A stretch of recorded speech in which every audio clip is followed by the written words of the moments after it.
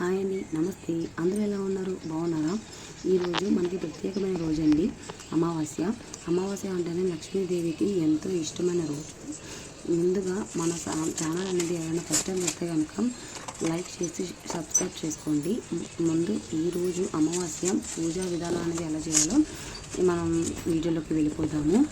అమావాస్య రోజున ముందుగా సూర్యోదయం ముందే లేవాలండి.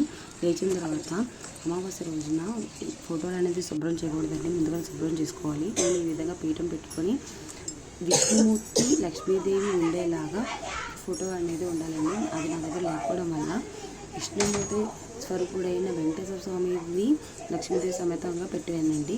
ఈ విధంగా ఫోటో పెట్టి వెంకటేశ్వర స్వామిది ప్రతిమ, లక్ష్మీదేవి ప్రతిమ అనేది పెట్టుకున్నానండి. పీఠం తీసుకొని అమ్మవారికి ఎంతో ఇష్టమైన చిట్టి గాజులు అనేది సమర్పించానండి.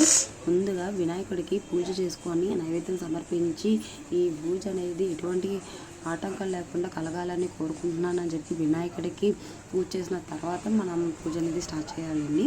నేను ఇక్కడ మెయిన్ ఈరోజు చోళీ అమావాస్య అండి. చోళీ అమావాస్య రోజున బియ్యం పిండి, షుగర్, యాలకులు కలిపేసేసి ఆవు నెయ్యి పెట్టి దీపం పెట్టాలండి. కంపల్సరీగా పెట్టాల్సిన దీపం. నేను ఈ విధంగా నైవేద్యాలన్నీ పెట్టానండి, పళ్ళు పలహారాలు.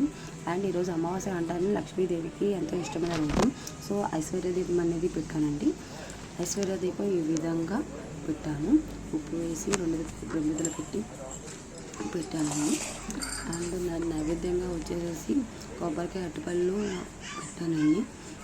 అమావాస్య రోజున లక్ష్మీదేవికి ఎంతో ఇష్టం కాబట్టి మనం ఏ కోరిక కోరుకున్నా సరే ఖచ్చితంగా నెరవేరుతుందని మన ఆచారం అనేది చెప్తుందండి.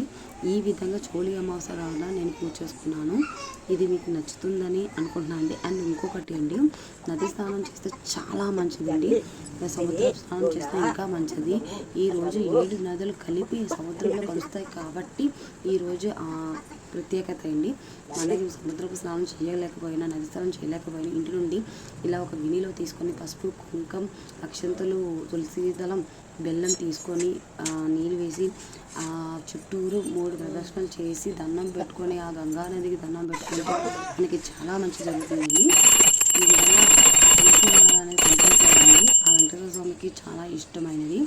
అంతా అయిపోయిన తర్వాత నైవేద్యం అనేది సమర్పించుకొని హారతి అనేది ఇచ్చేస్తుంది. ఇంకొకటి, అమావాస్య రోజున మాత్రం ఉపవాసం ఉండి మనం